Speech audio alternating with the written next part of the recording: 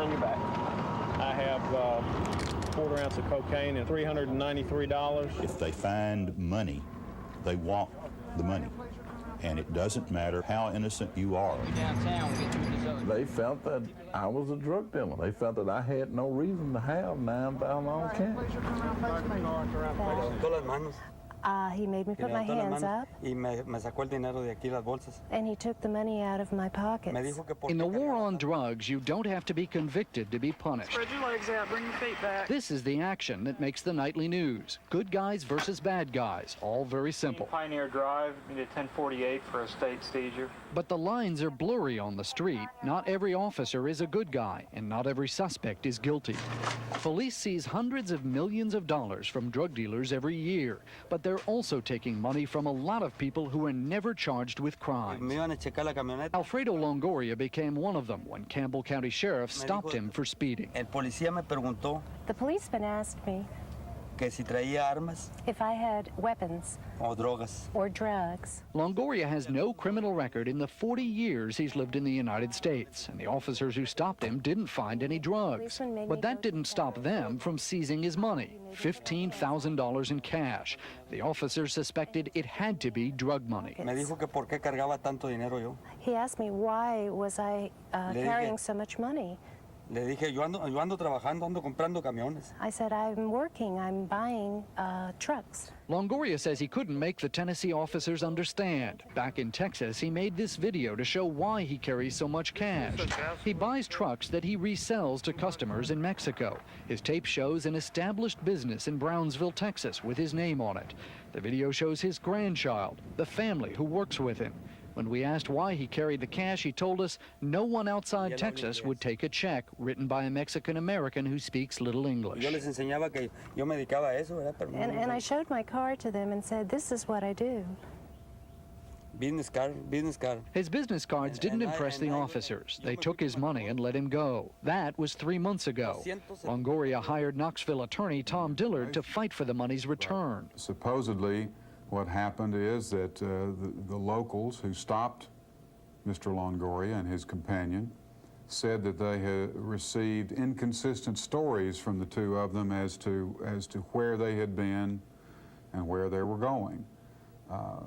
This is rather strange since Mr. Longoria speaks very broken English and the individual that was with him speaks no English at all. Dillard says what happened to Longoria is happening to a lot of people, especially minorities. So what you end up with so often nowadays is a situation where you have seized property and you have no crime.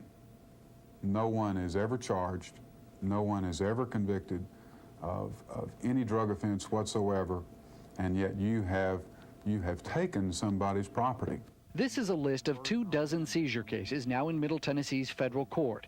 We checked and found that of the people now fighting to get their money back, only half had ever been charged with a crime. You're talking about something that's pretty, boy. All these are the azaleas here. Landscaper Willie Jones may be the most famous case. Every tree you see here, I put it here. In 1991, drug agents seized $9,000 from Jones at the Nashville airport after he bought an airplane ticket with cash. That was what they told me, that I fit the description of a drug dealer, the reason for them stopping. Jones argued he was on his way to Texas to buy shrubbery for his landscaping business. He didn't break any laws and he wasn't charged. If you were accused of a crime, prosecutors would have to prove that you were guilty. But if police seize your cash, they don't have to prove anything. You have to prove that you were never going to buy drugs with that money. Now think about that. It would be hard for any of us to prove today that tomorrow we weren't going to commit a crime. Because that's so difficult, federal prosecutors tell us they've won every case they've tried except one. That was to Willie Jones. The Willie Jones case drew national media attention. A federal court judge finally ruled in his favor and ordered the money returned.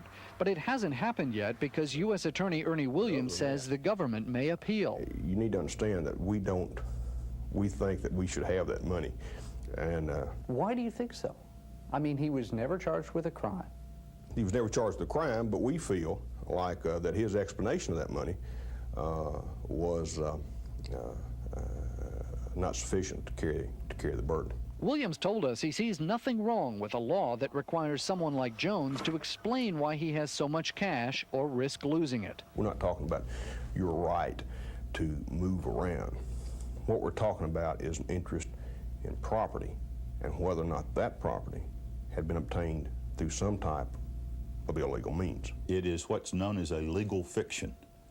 And anytime you hear the term legal fiction, duck, because it means you're about to get stomped on. Attorney Bo Edwards represented Willie Jones. He says federal seizure laws are ripe for abuse because law enforcement agencies keep the money they seize. The American public should be alarmed and outraged. Yes, sir, they certainly should. This is as foreign to traditions of American freedom as anything I can think of that's going on in our land right now. I need it badly now. Quite badly, I need it now. Alfredo Longoria says he is a poor man. He says the $15,000 taken from him was all he had. I've been selling some parts that I have, and my daughters have been helping me. And a sister of mine has given me some money. Longoria talks about his sense of shame and embarrassment, being accused of something he says he has not done. And I have a daughter who, if she would hear something like that, she would just weep and cry and cry.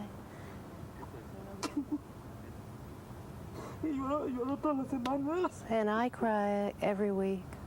Like Willie Jones, Longoria will have to prove his innocence. Even if he wins, he'll lose. He'll end up paying attorney's fees to fight a case hundreds of miles away from his home. There has to be a point when we realize as a society that the cure is worse than the disease. And when we start inflicting this type of harassment on our citizens and actually fleecing them of money and property, we've gone too far. That's the one we want right there. That Colt right there. This is the car we want, the one they want seized. These drug officers are about to seize a car from a woman who hasn't committed a crime. She's not here. She went. The woman isn't home, and they have no plans to arrest her. Police say the woman's brother used the car in a drug deal. They arrested him, but take her car. She wasn't even in the car at the time. She was at work. But officers at the scene say they suspect she had to know about her brother's intentions. Their suspicion gives them a legal right to seize her car and keep it. He thinks that you're going to steal something. Stealing stuff? We're not stealing stuff. Nearly everyone, from federal drug agents to your local sheriff, is seizing cash and property to fight drug crime.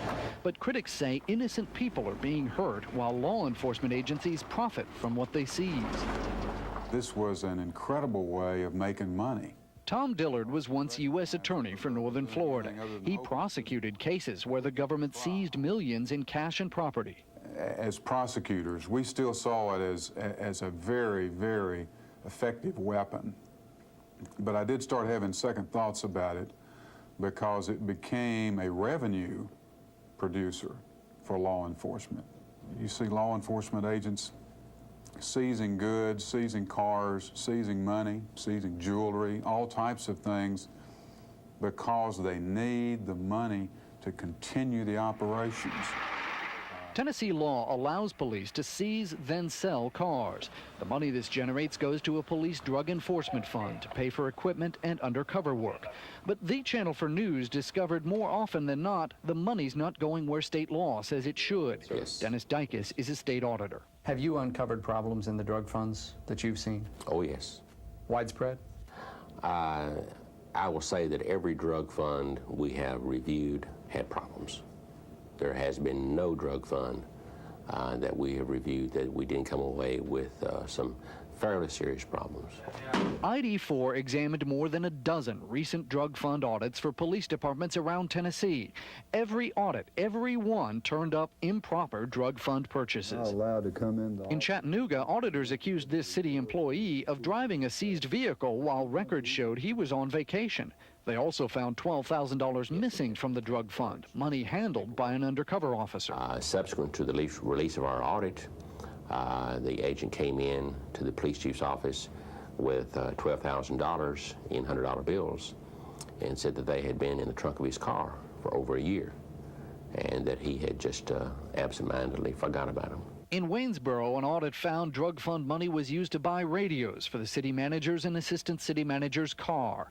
The Elizabethton police chief used drug fund money to pay monthly charges for his cellular phone. And auditors accused Sparta police of handling drug fund money so poorly, even the auditors couldn't tell how much money was supposed to be in the fund. We looked at a drug operation that had significant payments to informants. However, there was not one single drug bust based on all this information. Well, it turned out the informant was the vice officer's brother-in-law. Also, you're dealing with tremendous amounts of cash. You take a police officer that may be being paid $20,000, $25,000 a year, maybe 30. He confiscates in one raid $250,000 in cash. You're going to have to rely on his integrity, or the integrity of that officer, to turn in $250,000 instead of $200,000. Last year, drug task forces in Tennessee reported seizing more than 5,000 cars and more than $17 million in cash in 1 year. Local agencies also took in money from federal seizures doled out in Middle Tennessee by U.S. Attorney Ernie Williams. He told us federal audits check to see how the money is being spent, but The audits, I can't tell you how often they audit. I can't. They may have. They don't provide you with the audits? No, I have not been provided with the audits. They may have audited all of these people. Don't you make the decision about where the money goes for the most part? Or I'll make the ultimate decision. I sign off. Williams also told us he's never looked at any of the state audits showing widespread problems in drug funds. If something was produced to me that any agency had abused the money, that monies that we had given them, as far as my input went, which that would, it would stop that as far as I'm concerned. If they would follow the guidelines that we put out, I think that most of the problems would be corrected. But there are no penalties if they don't follow the guidelines. That's correct. The legislature may wish to look at that. That's up to them. Remember this car seized from the woman who'd committed no crime? Well, the day after we videotaped the seizure, the officer in charge decided to return it to her. And what had happened was a brother, who is a defendant, of course, had sneaked the keys out of the house and used this car while the owner was away at work. She didn't know about it. Had no knowledge of it. So therefore, we returned it to him. Everyone isn't so careful. Critics of seizure laws say law enforcement has too much to gain seizing property from innocent people. State, local governments, just like the federal government, they need the money. And this is a revenue-producing mechanism. It's eroding the public's respect for law enforcement. You had the red Firebird here. Right. You got the truck here. And the barn is over here. You're right. On the right. There's the front of the house. I don't remember all the doors, but it seemed like there's one here on the front, one on the side, and of course if we're locked out, we're going in, one way or the other. Amid smoke and chalk dust, Primary target is the plants. Primary target's plants. the 15th Judicial Drug Task Force scratches out its plan for a raid. The plants and everything's going to be on this back row right here. Anywhere from 30 to 50 plants there. L.T. Jenkins and his men make up one of the most successful drug squads in Tennessee. Today, this will put us over 1,000 plants, over $1 million worth of marijuana. Okay, let's secure the house first, because the barn ain't going nowhere. In 5 rural counties last year, they seized more drug money and drug cars than the task force working all of Metro Nashville. They've seized nearly $1 million in all. The largest seizure we made off of one person was $80,000. Plus, we took the automobile. You hit them in the pocketbook, and that's where it hurts. Hurting drug dealers sounds good, but critics say seizure laws have gone too far, that officers sometimes seize money from innocent people, that such laws should be taken off the books. What's the flip side of that argument? Well, if you take away the way to hurt the drug dealer, you might as well give him carte blanche to do as he pleases. Jenkins says units like his need the money they seize to fight the so-called drug war. The money helps pay for equipment, drug buys, and undercover work. All of the vehicles you see there, it's not a patrol car seizing drugs. It takes a tremendous burden off of the taxpayer, who would have to have their taxes increased in order to produce these things. And the idea is to let the drug trafficker, through the fruits of his crime, pay for the law enforcement that's going to take him off the street. Vince Morgano runs the Federal Drug Interdiction Unit at the Nashville airport. His agents often seize cash from people who are not charged with crimes, but he claims that doesn't mean they're innocent. We had one incident here last year where we made a currency seizure. 8 months later, with developing the investigation from the currency seizure, we made an arrest here in Nashville and seized 3 kilos and over $100,000 in a van. But Morgano's agents also seized $9,000 from Willie Jones and never charged him with anything. They seized $10,000 from Julio Viarche, a construction worker with no criminal record. Other law enforcement agencies are doing it too. Campbell County Sheriff seized $15,000 from Alfredo Longoria. He has not been accused of a crime. Bo Edwards is an attorney taking the lead fighting seizure cases. But the vast majority of cases involve little people, relatively modest sums of property, and no charge of criminal violation. In a majority of federal forfeitures, no one is ever charged with violating the law. Isn't that amazing in this country? This year, Congress will consider changing the law. Illinois Republican Henry Hyde wants any abuses stopped. How can we continue to urge the dispossessed, the so-called underclass, to become entrepreneurs, to buy into the American dream if their property so painfully acquired can be so cavalierly taken away? This is unjust, this is abusive, and it must be addressed. Hyde's bill aims to protect the rights of the innocent. Right now, there are no penalties against police or drug agents who wrongfully take your money. Officers have nothing to lose by seizing your property, even if evidence of drugs is thin. I have no doubt that in most instances, the officers that are assigned to these units are told, if you find someone with a substantial amount of money, you should assume that it's drug money and seize it. You're not troubled by any of this? No, I'm not, because I see it working. I see the amount of money that we're taking off the street and away from the trafficker that I know in my heart that is trafficker funds, and that I am convinced, because this office works under my direction, that we are not abusing anybody. The problem is they're taking this money without any evidence that it's drug money except the officer's belief. And in this country, that should not be enough. But for Jenkins and the men of the 15th Drug Task Force, the drug war has not